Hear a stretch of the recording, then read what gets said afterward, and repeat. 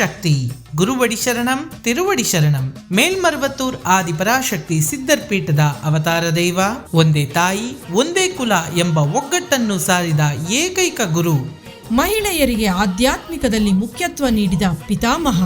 ಮಂತ್ರಗಳು, ಯಾಗಪೂಜೆ, ಆರಾಧನಾ ವಿಧಾನವನ್ನು ನೀಡಿ ಅದರ ಶಕ್ತಿಯನ್ನು ಈ ಜಗತ್ತಿಗೆ ತಿಳಿಸಿದ ಬಂಗಾರು ಅಮ್ಮ.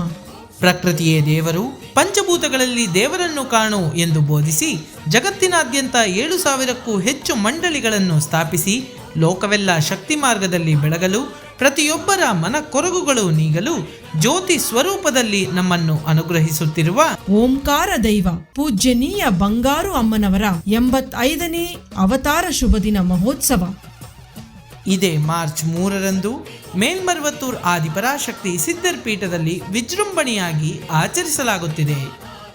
ಎಲ್ಲರೂ ಭಾಗಿಯಾಗಿ ಅಮ್ಮನ ಕೃಪೆಗೆ ಪಾತ್ರರಾಗಿ. ಓಂ ಶಕ್ತಿ.